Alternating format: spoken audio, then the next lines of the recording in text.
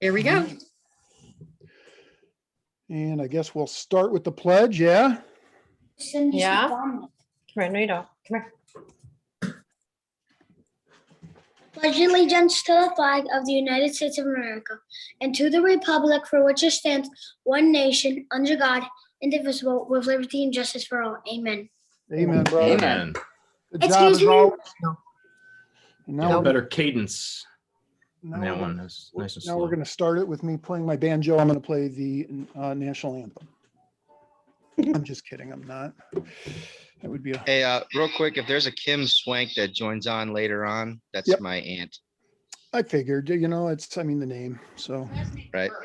cool. All right. All right. So we'll get into the Third Amendment. I don't think it's going to take us that long. Third Amendment, there's not much to the Third Amendment. We might be able to get through it. Well, I always say we're going to get through it quick, and then it ends up taking us an hour. But if we get through it in a quick half hour, then we can just talk about whatever contemporary issues, questions, whatever. We'll just open it up. So not like the post, though. It's going to be structured. So don't be after a half hour, get your drinks on. Let's just all chill out. Let's all be cool. So I guess we will start. If you see, I got Prezi working again, which is good. Apparently I needed a update to my update. Jeff, you know how that works. Half the time the updates break things and then they need an update to fix the update. So, but I'm working now. I should be up. So we'll get into the third and what it says. So here's the deal with the Third Amendment first, is it's one of my favorite amendments because it's the one I use as my trivia question, right? When people say that they know the Constitution, I know what the Constitution says. Always ask them what the Third Amendment is because nobody knows, right?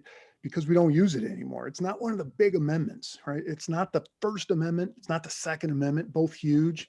Fourth Amendment, huge. Fifth Amendment, huge. Sixth Amendment, pretty big.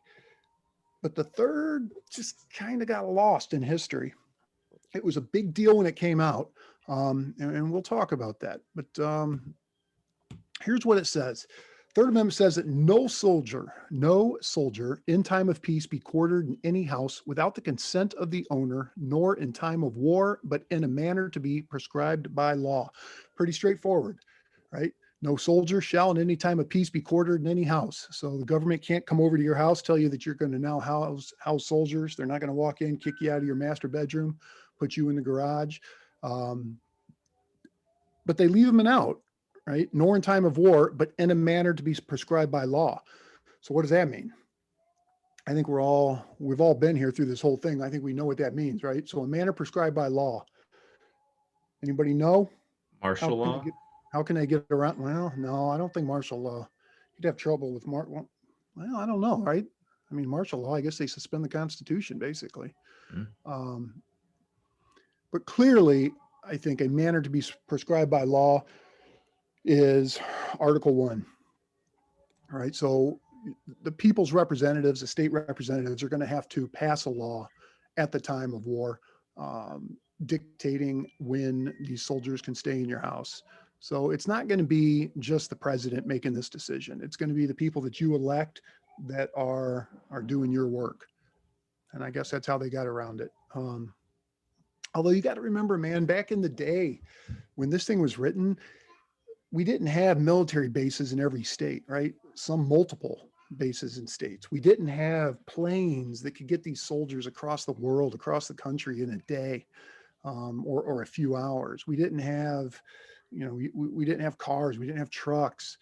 So these guys when they were going somewhere, they were marching on foot.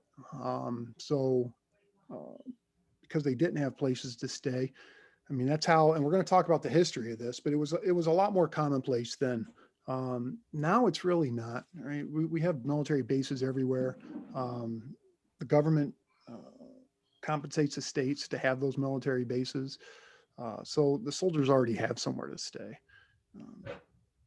Would eminent domain apply there as a manner prescribed by law? Well, I don't know. I mean, I guess you'd have to see the law, right? I don't think it's eminent domain. Eminent domain is more taking your property for infrastructure, things like that. I mean, they're not going to take your property. They just want to use your property. I don't know. I don't think eminent domain would fit though. I'd have to read all the subsections of eminent domain. I don't know, anybody know eminent domain a little better than I do? I think eminent domain would be, I mean, they're compensating you also too, so I don't see how that would Oh, that's true too. relate to this. Yeah, eminent domain is not, that's a good point. Eminent domain is not just them coming and stealing your property. They're compensating you at fair market value for whatever they take. And I guess, Chris, you know that better than anybody, right? Well, They could force you to rent through your Holly, I place out guess. to them. How much of your property did they seize? But they took 40 by 120 across. Okay. And So it's about compensated, almost, not quite a quarter of an acre. and compensated you fair, yeah? Oh, yeah, a lot better, a lot fairer than I thought they would too. Right. So at any point, did they bring the army in and put them in your house? No. Okay, I don't know then. That's all I got. Brad, that's all I know. I only know one guy who's ever gotten stuff taken by eminent domain, and apparently they didn't put the army in his house. So that's what it says. So let's talk about the history of it. And the history of it's pretty cool. This whole thing starts back in 1754 to 63. British sent huge amounts of troops to fight the French and Indian Wars for the Ohio Valley, the Ohio River Valley. After they got done with that war, they left the troops, and the troops needed somewhere to stay. They basically became a standing army at that point. They didn't take them back after the war was fought. In 1765, Parliament passes the Quartering Act. Now you got to, remember the Constitution, a lot of it was written because of what Parliament was doing, right? And the grievances that they had over the unjust laws and taxation. So what the Quartering Act says in 1765 basically is that it required the colonies to house British soldiers in barracks provided by the colonies. Fair enough. If the barracks were too small to house all the soldiers, then localities were to accommodate the soldiers in local inns, livery stables, ale houses, victualling houses, which is basically just a place that is open to sell goods to strangers. So I guess it would be just like a store. And the houses of sellers of wine. Should there still be soldiers without accommodation after all such public houses were filled, the colonies were then required to take, hire, and make fit for the reception of His Majesty's forces such and so many uninhabited houses, outhouses, barns, and other buildings as shall be necessary. What is the one phrase here that you think caused all the trouble? Required. I would say to hire. And I don't know. I'm just giving you my take on it. I think the one that probably caused all the trouble is or other buildings as shall be necessary. Yeah. Because I can tell you right now that the Majesty's forces were not sleeping in outhouses. And that's like my job, that the last line is other duties as described. Right. Yeah. Right. And Brad, right? The military, right? Yep. Hey, you're an MP. Although the needs of the Army always supersede whatever your job is. So I have a feeling that that was probably the big sticking point here, because other buildings as shall be necessary, and we'll talk about this in a minute, turned out to be your house. So, and government being government, I don't think that they went through and looked for barracks first, and then there weren't barracks, and then they went to ale houses and had them sleeping on floors of cellars of wine. I don't think they ever put anybody in an outhouse, a barn, right? They probably just showed up and started taking your house. I think we've talked about it before. God, what was the show? Turn. It's about the American Revolution. It was on Netflix. I think it's still on Netflix. If you haven't had a chance to watch it, it is absolutely fantastic. It is one of my favorite series ever. And it's basically about Washington spies. It's at the beginning of the revolution and how they developed information and how they moved this information between the patriots in order to take on the loyalists and the Tories. But one of the big things there is that the British troops would come in and they would actually remove these people from their bedrooms and you just found somewhere else to sleep because the soldier was now going to be sleeping in your bed, in your sheets, using your drawers, because he needed his privacy, whatever it may be. So that's where we were at here, coming into the Revolution. Now, 1774, General Thomas Gage actually occupied Boston, and he used the Quartering Act to lodge his soldiers in homes.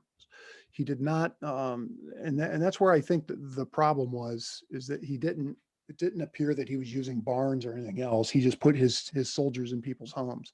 Now, got to remember that we're coming off the Boston Massacre in 1770, right? Where 8 patriots were killed in the square there in Boston. So things were starting to heat up. And the fact that Gage was now displacing colonists so that the redcoats could sleep in their rooms was enraging them. Thomas Jefferson, in grievances listed in the Declaration of Independence, actually had this listed. That grievance being, he has kept among us in times of peace standing armies without the consent of our legislatures. So when we move on and we get into the Constitution, the Anti-Federalists, if you remember, we had the Federalists, we had the Anti-Federalists. The Anti-Federalists were arguing against ratification because there was no ban on the quartering of troops. This was not the hill the Federalists wanted to die on. This wasn't a big deal. Everybody agreed that the troops should not be quartered in houses. It was one of those things they just assumed was never going to happen again, but they put it in there. No fanfare, no debate. It was one of those things that once it was added, it was just added. There was no talk about it, and there's not a whole lot of talk about it in the history books.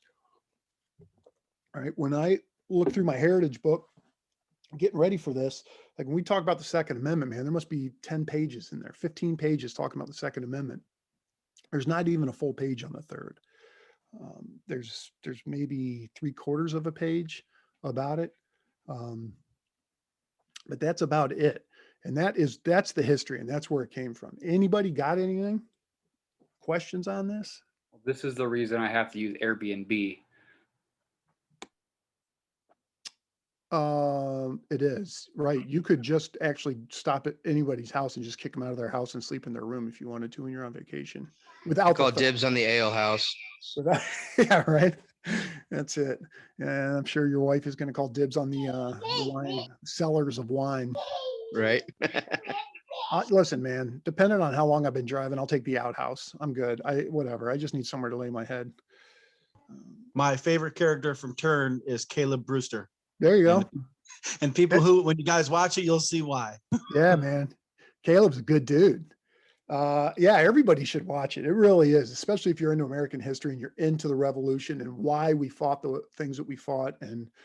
And from what I've heard from historians, it's pretty, I mean, it's a show, so there's going to be some dramatics in there, but it's pretty spot on. It's only 6 seasons, right? Somewhere around there. I don't even, was it that many? 5, maybe. Yeah, I don't, You it's say, basically, you say that was Netflix? yeah, it was on Netflix. I haven't watched it. I've watched it 3 or 4 times, but I haven't seen it for about a year. So I don't know if it's still there. It is great. It really is. It's one of my favorite. I've got that, and I've got a DVD set called Sons of Liberty. Sons of Liberty's okay. It's a little harder to follow. Turn's really easy to watch. And It was an AMC show. yeah, it was. But like Dan says, I mean, the characters are just fantastic in there. You're going to get your favorite characters for sure. So, and they're not afraid to kill people off in that show. It's a good show.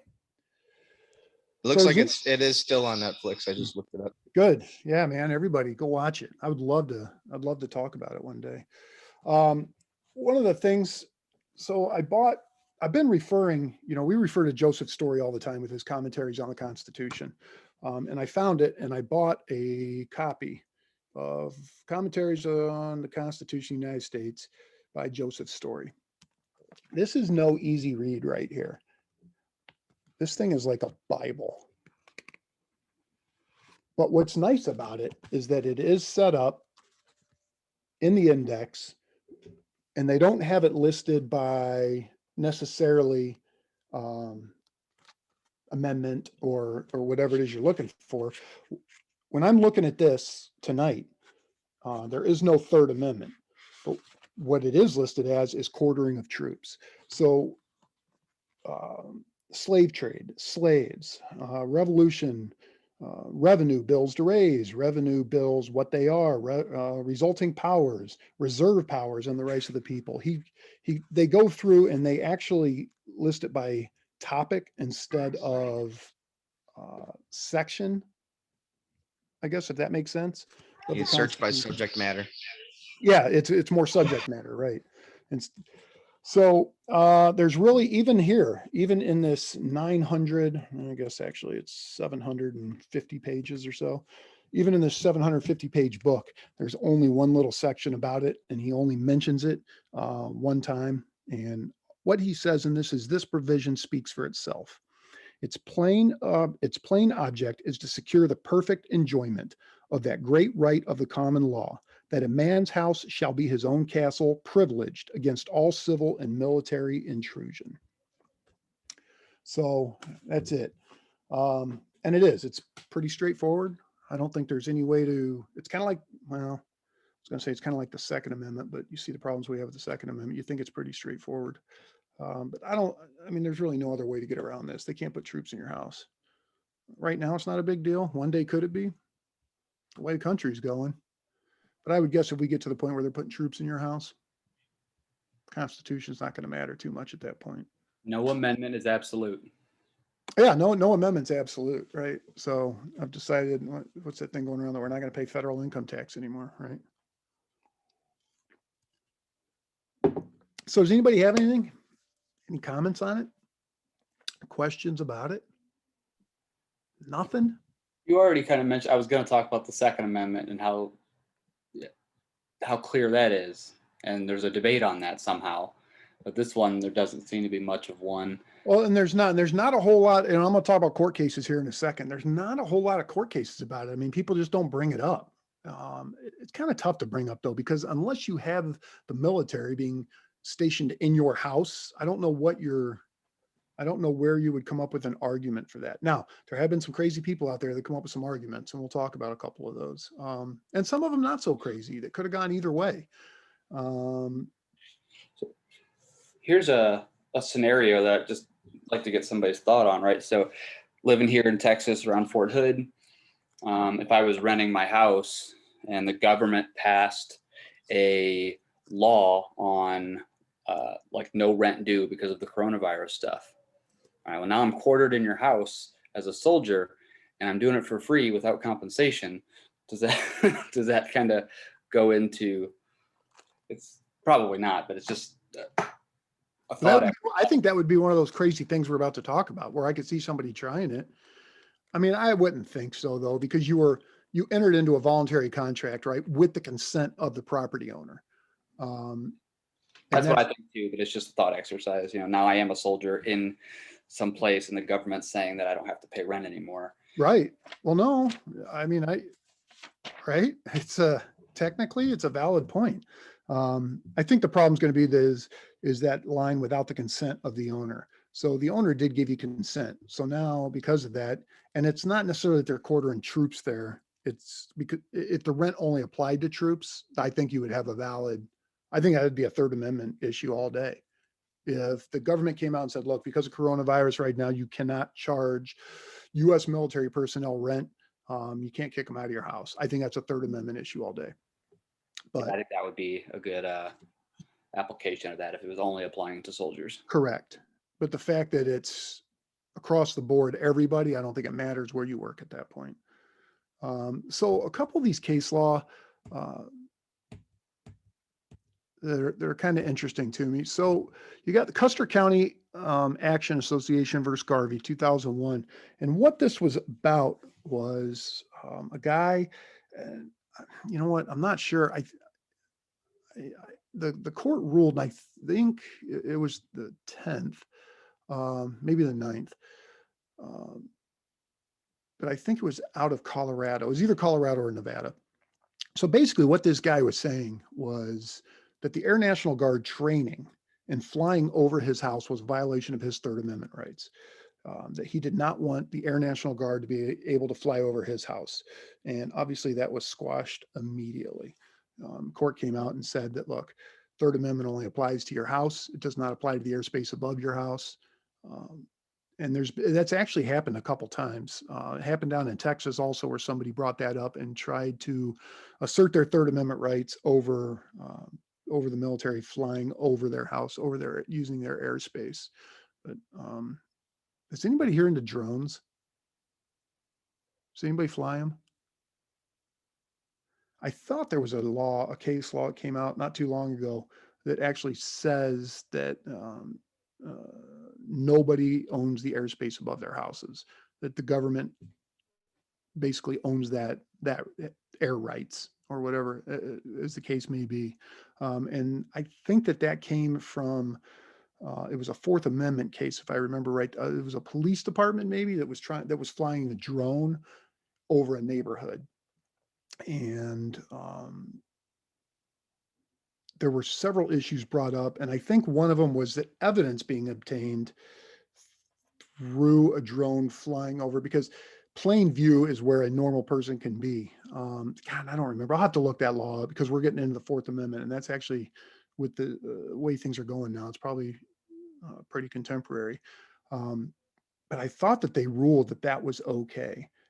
Because you can own a drone. Anything you can see from above somebody's house is okay, as long as you're not using it to look into somebody's house.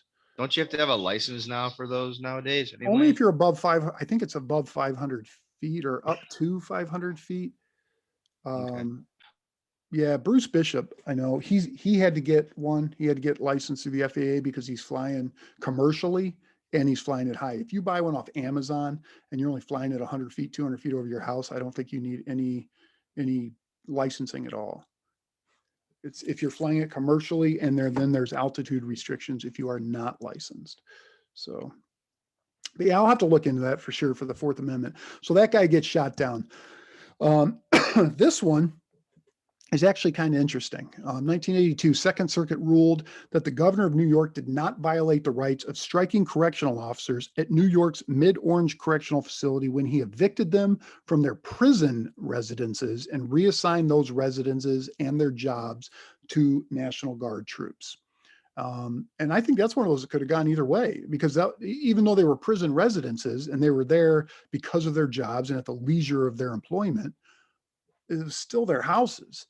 But the fact that they were striking, I mean, I don't know all the laws on striking. I know you remember back in the 80s when Reagan fired all of the air traffic controllers who were striking and replaced them. And that was legal. So I don't know, once you get into government run jobs, that clearly must have been part of it. But they brought up a Third Amendment issue saying that, look, you evicted us out of our house. You without our consent, put National Guard troops in there. That is a violation of the Third Amendment. Second Circuit said, no, it was not. In fact, I don't know if there's even been a court case where the courts have ruled that somebody actually violated the Third Amendment. The final one is Mitchell that I saw. There's a couple other ones. But they're all kind of along these same, there's one I didn't put in here that we will talk about. Mitchell versus the city of Henderson, Nevada. I'm going to show you the case law. I'm going to show you the actual incident that happened and the court proceedings after it. That's right here. It is an absolute train wreck. And if you want to go read it, you can read it. It is just absolutely, it's bizarre. So apparently, the city of Henderson Police Department gets a 911 call, or gets a call about a domestic situation at a neighbor's house. At some point, the guy who is a suspect doesn't want to come out of the house. So they call out the SWAT team and they're trying to talk to him. And he's like, you know what, come back with a warrant, fuck off. I don't want to talk to anybody. Oh, sorry, Renee. I gotta watch the language. So he's basically like, F off, I don't want to talk to anybody. Well, this goes into overnight, right? So next day, his neighbor comes out and to get his paper, and they yell at him to get back in his house. He's like, whatever, I have nothing to do with this. Don't tell me what to do. He goes in his house. Later on, they try to contact that neighbor and they say, hey, we want to come in your house. The police say, we want to use your house to get better surveillance, to be able to see this guy a little better, for the safety of all. And he asserts his rights and says, nah, no, not without a warrant. You're not coming in my house. Well, that just infuriates the cops. So at some point, the cops start pointing guns at this guy and his family inside his house. And this is the neighbor. He's not even involved in this. Ultimately ends up arresting people out of the house. They illegally enter the property of his parents' house, which is across the street. They enter his property. Whether I don't know if they go in the house, but they definitely go into the backyard after being told that they were not allowed to. So they bring up a lot of things at court, and I don't know how the whole case went. But one of the things they brought up was under their Third Amendment rights, that because they entered their house, that they were being quartered there without their consent. And the court shot that one down pretty quick and said that civilian police, local police are not soldiers. They do not. So, but that was only a Third Amendment. I'm sure he won other parts of it. I tried to read through this law and it was so confusing. I have no idea who even got arrested. I don't know. It was like everybody who looked at the police wrong that day got arrested, and I don't know. It was a mess. I would So- hope that they had won that case, because I mean, if they say, Well- no, I don't want you in my house, I mean, they have that right. Right. And I was going through it and there were a lot that they dismissed. There was a whole lot of stuff that they dismissed on there with prejudice. So they cannot refile. But I don't know what the ultimate, and that might be a good one for the fourth, when we talk about that. The other one was, and I don't think I have that one listed here. I sure don't. So the other one was back in 52. I think that was Harry Truman's presidency. 1952, it was out of Ohio, and a steel mill. Let me see if I can find it. Basically, a steel mill had, for the war effort, was not, Harry Truman came in and basically took over a steel mill. And the folks at the steel mill said, no, he sent National Guard troops in there to secure this steel mill for the war effort. And hold on, trying to, Kathy's got her hand up. Yeah, Kathy's got a question. I was trying to Yeah. get somebody to unmute. go ahead, Kathy. Oh, I was wondering on the case of the prison guards that were displaced. Do you think perhaps the reason the court ruled that way is because, like, I'm thinking of it, maybe it's similar to firemen who stay in the station house when they're on call, but then they actually have a residence someplace else that they live. So it's not like they're permanent personal residence. Yeah, I don't know. I would have to read, I'd have to read the whole thing, to find out why. There's no corrections guards in here. I don't know. I don't know. Do prisons still do they still have their guards staying there? Right. So what you're saying is, are they just staying there while they're working? Right. And then obviously. If they're go on somewhere duty else. for, Well, that 4 could be, days and if- straight or whatever. And if that's you the know. case and they're not, living there, they don't have their families there and then I would have no problem with that at all. Right. All right. So in 52, the case of Youngstown Sheet and Tube Company versus Sawyer. In order to sabotage a national steel strike during the Korean War, President Harry Truman had issued an executive order to seize and operate the country's steel mills. So, and that's where the problem came from, is the executive order. And he seized them using military assets. They lost that one, obviously, because it is not a residence. The courts have been pretty clear on, the court ruled the president didn't have the authority to seize private property without an act of Congress. In the majority opinion, Justice Robert H. Jackson used the Third Amendment, which prohibited forcible quartering during wartime without congressional approval, to illustrate the court's decision. Even in wartime, his seizure of needed military housing must be authorized. Oh, I take that back. I guess they did win that. I thought I had read somewhere where they did not win that, that they weren't allowed to seize it. Oh, yeah. I misspoke there. So that is one. So the court ruled the president did not have the authority to seize private property without an act of Congress. In the majority opinion, Justice Robert H. Jackson used the Third Amendment, which prohibited forcible quartering during wartime without congressional approval, to illustrate the court's decision. Even in wartime, his seizure of military housing must be authorized by Congress. So had they passed some kind of law, they would have been all right. But the fact that he tried to rule by fiat there ended up losing the case for him. So, yeah. I misspoke. I'm glad I looked it up. Wonder if the parking garage the troops are at in DC is privately or publicly owned. Well, you know what? It's funny you say that because that was actually brought up. Hold on, where's I have lost my Zoom meeting here. I assume you guys can still see me, yeah? Yep. All right, I just can't see I can't bring up the meeting anymore. I'll figure it out. So yeah, it's funny that you brought that up because that was one of the things that they did bring up a Third Amendment issue there because they were putting the troops in hotels. And, you know, the people, the rioters, the protesters and whatnot said that was a Third Amendment issue. But the problem was that the government was paying the hotel. They were paying them to put them in there. They were just trying to force the soldiers out, and that one went nowhere. I suppose that if the government came in here and said, look, we're going to house all these troops in your hotels, it's going to be temporary, but we're not going to pay you for it, then it's going to be a Third Amendment issue. However, since the hotel is in the business of renting rooms out, and they obviously consented to this by taking the government's money for those troops, there's no Third Amendment issue there.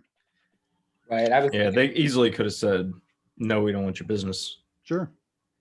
Yep, Yeah. they could have. And I think some of them ended up doing that because they succumbed to the pressure that was being exerted on them by the protesters. And some of them did ask that the troops leave, and they ended up leaving.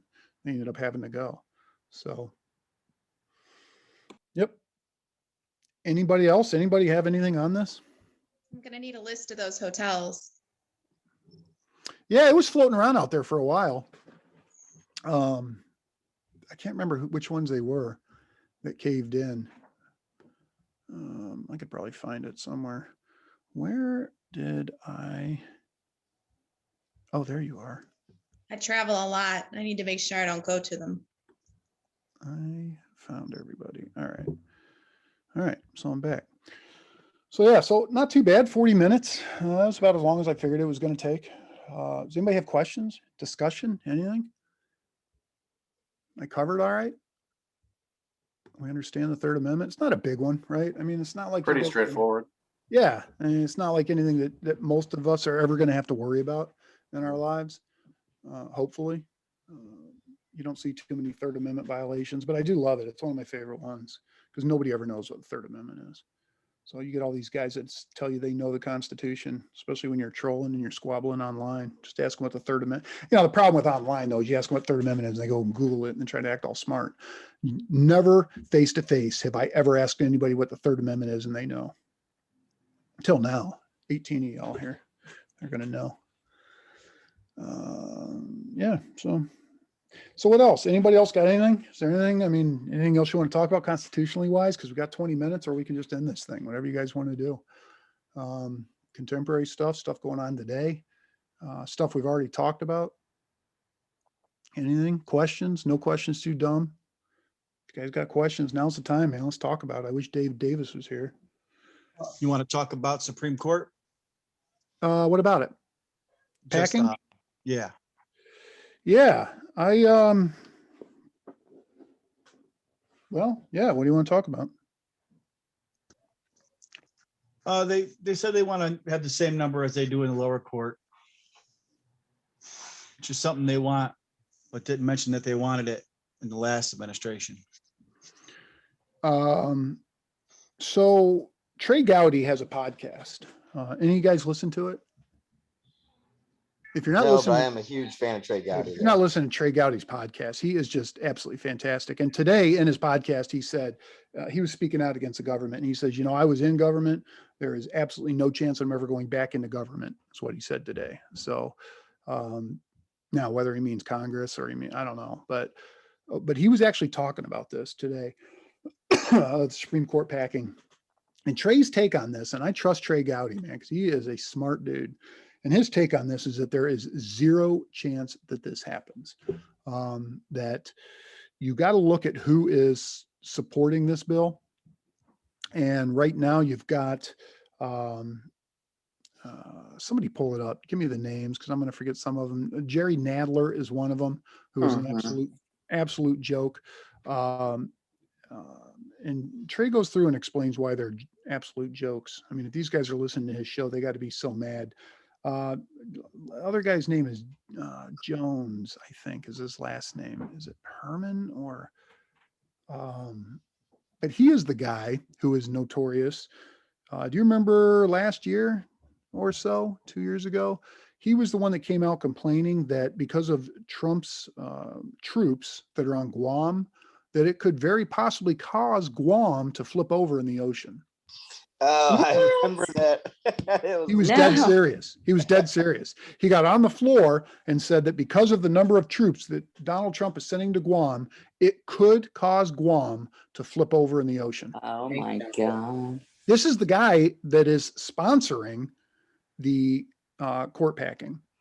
Hank And Johnson. there was one other, and I Yeah, don't the remember. look on that guy's face that he mentioned that too, and it was an admiral or something. Yeah, And he was just looking at like, "Are you for real?" and it was. He was 100% for real. I know. That's Oh. the scary part. But, and that's what Trey said. He said, look, man, there is no way that this happens. You look at the goofs that are bringing this up. First off, nobody in the Democratic Party is going to back this thing up. Even the Democratic Party realizes this is way too radical, even for them. Everybody recognizes it for exactly what it is. And I mean, yeah, in a perfect world, they would love to see that, but That would be Jerry Nadler, yep. Hank Johnson, Hank Johnson, that's him. and Mondaire Jones. Oh, wait, Mondaire. No, it was Hank Johnson that said it. Jones. What's Jones best known for? He's the freshman He's in- congressman. Yeah, but He's in New York. Yeah. there was something, man, I just don't remember what Trey said about him. There And was I think something, his Edward- claim to fame. What was it? There's an Edward Markey as well. What was that, Brad? There's another name attached to it, and it's Edward Markey. He's been in government forever. Just like Jerry. Yeah. What did Gowdy say about Markey? Basically is that he has been in government forever and has never accomplished anything. So he's not real worried. But yeah, I mean, constitutionally speaking, though, about the court packing, I don't know. What do you think? I mean, I don't think there's anything that stops them from doing it, right? There is no limit by Constitution. There's no number set. Yeah. Well, when we talked about this before, but I can't remember what the resolution was, but they're talking about the advise and consent with Senate, and like there's something they're talking about getting rid of the filibuster so then they can vote with only 50%. But I remember something about the Senate has to do like 2/3 majority or something like that. So I don't understand how they could pass it with a 50% majority, but there are people talking about it is possible. I don't know if it is possible, especially after listening to Gowdy today. I mean, he is 100% sure that the Democrats are not ready to go that far left right now. You were asking about what Jones is known for. A couple things I just found. I think he's the first openly gay black man in Congress. That wasn't The it. other thing was he just recently called for Justice Breyer to retire. He wants Breyer to retire before, so that way, because he's older, and he wants to get a Biden appointee in there before 2024 or even sooner. So he's worried that Breyer's going to go and then we're going to get another conservative. Yeah, he's worried. No, they it'll tried be this. Like, You got to remember though, Shady they tried this with her name is. RBG, man, and she gave him the big. Yep. Well, and Well, and that's what they're afraid Breyer, of. What's that? Breyer made a comment the other day that he feels that it's ridiculous that they want to pack the court. So I think he would be obstinate about Oh, stepping no. down. yeah, And there's a lot of Democrats that are speaking out against it. Mhm. Well, you know what? And I mean, Hell, even Pelosi did, surprisingly. I don't believe her. Ruth Bader Ginsburg, man, she was against it. They got an interview with her where she is just steadfast against it. Well, I think that was also when Republicans were in power. So, Well, right. Joe Biden you know- was also against it. Remember, that was a bonehead idea. Yeah. Mhm. Mhm. they're against it unless it benefits them. Well, Well, either if way, they- either if way, this the is- problem they have with that is that you got Ruth Bader Ginsburg on video on an interview Mm. saying that she's against it, and she's not here right now to say, well, no, you know what? I think it's okay now. Nope. It's her legacy now, cemented. Well, and unless they Are we change gonna- this, Oh, are we going to talk politics now? Should we go stop recording and go to the post or? No, I mean, I don't, Okay. talking Okay. politics is all right. You know what? Yes. And I am going to, I'll tell you right now, well, I'll talk about that later. I'll talk about that in a post. Yeah, I mean, that's come up and I don't know if there's any way to not talk politics. I'm Mhm. not advocating for one side or the other, right? I spoke out against some of Trump's policies. But it's right now, it is the Democrats who are in charge of everything. So when you talk about things that are going to be done constitutionally speaking, things that they're trying to do, it's not the Republicans, it's the Democrats. It's just the way it is. Yep. And it's not necessarily, And if they pull it off, it's not unconstitutional. Well, It's right. really, but it's really difficult to talk about current events without talking politics. It is. It's Yes, it's difficult to true. talk about the Constitution without talking about politics. but we Well, can and talk packing the about. Supreme Court is a constitutional thing too. Sure I it mean, is. that would have to be an amendment, no? Okay, I just want you all to be aware that. No, well, nothing in the So- Constitution says anything about the number of justices. Yeah, It just says that there That's is true. the Supreme Court. right. They can Yeah, have, You know what? Maybe we ought to start a movement and push for an amendment. well, and limiting- I guess that was some of the talk is that's what they're worried about is that if they do pack the courts and then they are able to somehow get an amendment through and get that locked in, then there's nothing that the Republicans could do when they got the office. And that's the worry, right? Is that the Republicans are going to play tit for tat. And now they're going to take it up to 13 and the Republicans are like, you know what? We want 17. I mean, Yeah. where do we stop? Where, I you know, would support a constitutional amendment to add two if another amendment went with it that we did term limits. You know, to say, hey, if we're gonna do this, like, let's agree on something, right? Like if we're gonna have justices have lifetime appointments, we want to increase it for a certain reason, okay, but we also have to then realize there's another problem, and that's the legislative branch of the government and career politicians who are are you talking about term limits then for Congress or term limits for? Term limits- Justices, which I would not be opposed to. I mean, would be totally if fine we're with gonna- that. If we're gonna do politics, right? Like not in general, like if we're gonna do something so power hungry, if we're gonna say, hey, we're doing something, we're going to go for power as a Democrat, we also then need to limit the power of government at the same time. And limiting these politicians' terms would be, I think, a fair, or I don't know if fair is the right word, but reasonable compromise. Well, Convention of States is picking up steam. I've seen it in the news a lot lately. Good. Yeah, they are. Well, unless somebody changes the Senate rules, don't they have to have a quorum before like something like this would pass? So if They want to if- eliminate the filibuster. I understand that. But that's what I'm saying. Right now, I don't think that's going to be as easy for them to do as they think it is. What's that, eliminating the filibuster? Yes, I don't think they're going to do it because they know and they've already seen it, right? right. When you do something that's good for you now, in 4 years, You're it'll going to pay be good later. for you, right? Mhm. Right. So just because you do something now doesn't mean it's going to be good for you later. Right. And I think there's enough smart, moderates out there that are like, hold on, this is not right. Right now, we're hurting here, but eventually we're going to get this back. So I don't know. Well, I think right now there's just a power trip going on right now, and they're just saying whatever they want to appease their people. But I mean, we're Oh, not sure. even 100 days in yet. I think it's gonna Well, start I calming mean, down, yeah, and the right minds are gonna slow You can down here. say, Okay? you can say that they're saying whatever they can to appease their people, but who else did that? Right? Donald Trump. Yep. Hell yeah, he did. Right? Donald Trump, man. I mean, whatever his base wanted to hear, he put out there. You know what? Mexico's going to pay for the wall. Everybody's like, yay, Donald, yay. I mean, it's not, that's politics, man. That's not the left. That's not, I mean, that's every politician does it. So other thing I want to talk about real quick that I've been giving a lot of thought to lately is this mask mandate stuff. What do you, now I know that everybody thinks it's unconstitutional, right? But we got a little bit of ammunition in our side now.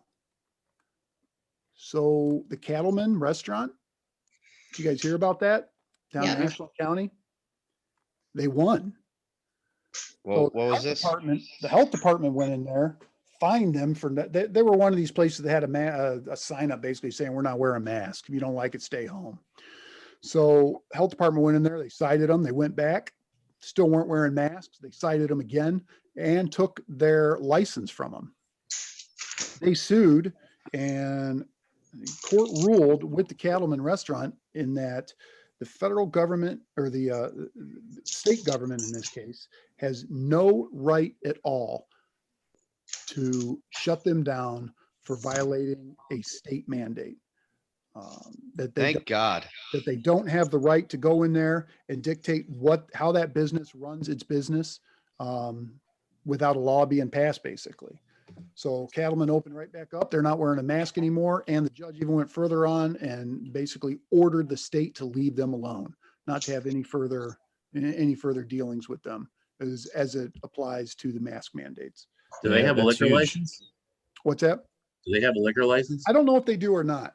I mean, they're a full-on restaurant, so they obviously have their food licensing. I don't know if they had a liquor license or not. Well, and also look into the Ohio House Bill 127. That's about reimbursing any restaurant or business that has been fined for violating, and they remove the mark off their record. Good. That's running through Ohio's House right now. Good. So, I mean, a lot of these places that are saying, and Cattleman proved it, man. A lot of these places that have the sign at the door. Now, I don't have any problem with private property that wants to have a sign at their door, right? A sign at their door saying you got to wear a mask in here. That's your right. I'll wear a mask. But to fall back and say that you have to wear a mask because it's a state mandate. You see these signs all the time, per state mandate, per local government. You have to wear a mask in here. And if they don't agree with it, all they got to do is fight it. Nobody's fighting this thing. They're just taking it, right? Because they're afraid of what the government may do. They're afraid they're being coerced. I would like to see a lot more of these places take the government on and say, look, we're not doing it. You know what? We're not doing it. You don't have any evidence to support your position here that we are, that public health is being endangered because we're not wearing masks when you walk in the door here. You allow us to take them off to eat, but everybody has to wear them for 10 feet walking to their table. We're not doing it anymore. Well, it's a free country. If you don't like the way the company, the restaurant operates, then you just don't go there. Sure. And I don't have any problem with that. I mean, I it's guess on you if you walk in and they don't have masks. my problem is Right. these businesses that are just cowtailing to the government. Oh yeah. Oh, well, the government said we have to, so everybody has to wear a mask now. Well, no. Yeah, it's crazy. Cattleman proved it. And I'm actually going down there next week. I'm going to go down there and eat. It's down there just in Ashland County. So it's only about 35 minutes away. Maybe that's where we all go. Except for Jeff. except for, yeah, Jeff won't Hey. show up. Jeff's going to tell you he's going to be there, but then Jeff's not going to show up. It happened one time because I was busy. I didn't even know Dan was coming. All right. Well, we're pushing 9. Does anybody else have anything else? Anything you want to talk about? Anything, any questions at all? Anything? Nothing stupid. We're saving this stupid stuff for the post. Those get stupid at the post. Yeah, it's after a couple glasses. All right. All right. So everybody understand the 3rd? Everybody understand how we got there? Yep, All right. No questions. We're good. we're good. We're good. All right. Then I guess we can end this thing if nobody else has anything else. Stephanie, you got anything? I know sometimes you got stuff. Nothing. You got to unmute yourself. We go through this every week. Come on, Grandma. What's that? So you got anything? I know you got questions sometimes. No, because I disagree with some stuff, so that's okay. What do you disagree with? That's what we like. We like the What, did I discussion. disagree with you? Oh, on the mask mandate? Yes. Oh, I know how you I feel about the don't mask. care. I don't care. I mean, it's like I wear it 8 hours a day, and I guess I'm just so ready to get back to normal that it's like, if that's what they want me to do, I don't really care. I'll do it. I would rather do it and have the world go back to normal-ish than continue to. I guess that's what I'm saying at least. And listen, I'm all for you wearing it, right? I would never, ever tell anybody. I would never say anything about somebody deciding to wear a mask. I mean, that's up to you. And if you want to wear a mask, God bless you. But my problem is that the government's overstepping, right? The government coming in and mandating these things. Well, but it's like any child, though. It's like if you don't tell them what to do, they're like, you can't tell me what to do. And I'm not saying you're a child. That's not what that. That's exactly what you're saying. That's Go ahead. exactly what you're saying. But As soon as you said it, I saw collectively on everybody's video, everybody went, oh, She just called him a child. No, I don't, again, I'm one of those people who, I guess, I'm not a doormat, but at the same time, I guess I just don't try to pick fights. You And- pick You're your battle. apathetic. No, she picks her battles, and this is one she doesn't want to fight, right? I just don't, I just don't care. I mean, Right. now, so you're both right. now I do have, Empathetic and one of the things like we have to wear, most of us have already been vaccinated, but whenever we're with a patient, we have to wear eye shields, or we have to wear eye protector things on the sides, or a big face shield, or whatever. And it's like, okay, that I have a problem with. It's like, what's the I'm with- purpose of the vaccine if you still got to wear it? well, because it's not going to stop you from not getting it. It's just like a flu shot. You may just not have it as a severe reaction, or you might not get the flu as bad. But I mean, I've got people that I'm sitting shoulder to shoulder with, patient wise. And all of us are like, okay, this is stupid. But again, I'm so fighting for normalcy that if I have to wear it, I do. And I don't know. Sometimes, again, I go back to my statement that I just feel sometimes people just want to fight the fight, and they want to say something just to say it, just to okay, do so I'll things. say And this, that's what I have. that when this thing started and it was the 15 days to stop the spread, you remember that? Oh, I do. I laugh. I locked my kids down. I did. Nobody left my house. Nobody was allowed to go. We did what they asked. Yeah. But now we're a year into it. And I understand what you're saying. We want to get back to normal, but everything we do, nothing gets us back to normal. I mean, how long does this go on? Right. So let And me ask you- Dr. Fauci, won't even say, he's talking about another year or two of this. Well, some of the states are Oh, now yeah. saying that they're going to mandate that masks are worn all the time. Yeah. Yeah, Oregon. Yeah, So, there was and there then- was a big pushback on that though. They had 60,000 petitioners sign within like a day or two. No, I bet. But did you hear Jim Jordan grilling Fauci? Yes. Oh my God. Oh, that was Yeah. beautiful. I actually felt bad for Fauci. I didn't. He Jordan was- deserved it. Well, sure, but I'm just saying, I mean, he really gave it to him, man. That was, Jim Whew. Jordan is becoming one of my heroes. And of course, Maxine Waters, with all of her class, told him to shut his mouth. all right. So I'm going to wrap this up. Danielle's got her hand up though real quick. Danielle, go ahead. Oh, I just was gonna say, like, the way I see the cattleman's case is the way I see the case with the gay marriage wedding cakes, like big government versus small when it comes to private businesses. And I had a previous question last week or the week before about, like, does private business get removed when there's stock exchange and it's public? Then we have discrimination. But like, I have so many friends that are gay that I love that are also married, and I would love to bake them a cake, and I would love to boycott a company that refused to make, gay wedding cakes. However, I 100% support the government keeping their nose out of that bakery's business. And when people ask me, like, how can you be conservative? I say small government versus large, and I tell them that story because I'm a big gay rights advocate. But I still support that baker who has the right to say, government, stay out of my private business. So with mask mandates being lifted here in Indiana completely, or at least in Indianapolis, no, in Indiana, we still have the right, like at our art gallery, to enforce it. And Sure. if the government told me, you have to keep enforcing it, I would be angry, even though I'm not personally into enforcing it anymore because it's stupid if people are sitting next to each other at a restaurant to have to wear their mask and then take it off. Anyways, that's my 2 cents. Yeah. Remove your And what's for opinion.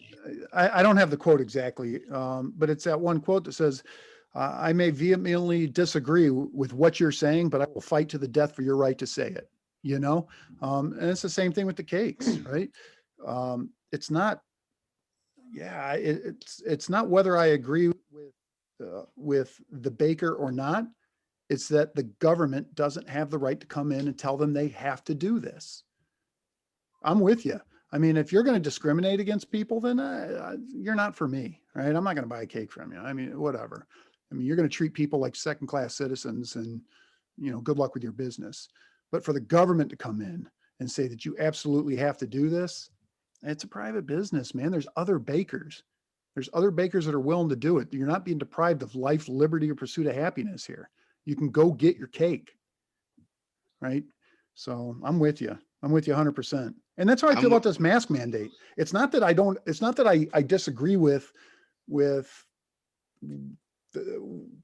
masks, right? When this thing started, I mean, masks clearly, if everybody is going to wear them the right way and wear the right mask, clearly it's going to make a difference. But when you are authorizing people and you're telling people they can wear a t-shirt over their face, that's not making a difference, right? What is a face covering, for God's sake? I wear a gaiter that is no thicker than this t-shirt, and everybody knows that's not stopping anything. I mean, you got people that are walking right past the people at Walmart, with their mask down around their chin or, under their nose. I mean, it's not working. So it doesn't matter if I believe in it or not. What I don't believe in is the government coming in and telling everybody what they have to do. That's my problem. I'm with you, Jim. Personally, that's my problem. I agree. Also, lady, who did we figure out this was? Oh, forget it. You guys weren't here that day. No, Lady Chamberlain. Lady Chamberlain. Right. Lady Chamberlain from Mr. Rogers. Mr. Rogers' neighborhood. All right. Lady So I'll see you Chamberlain. guys over in the post. We can talk about Chauvin today. Lady Bam Lamavab. Due process. We could talk about it all. So I will see you guys there, and good talk.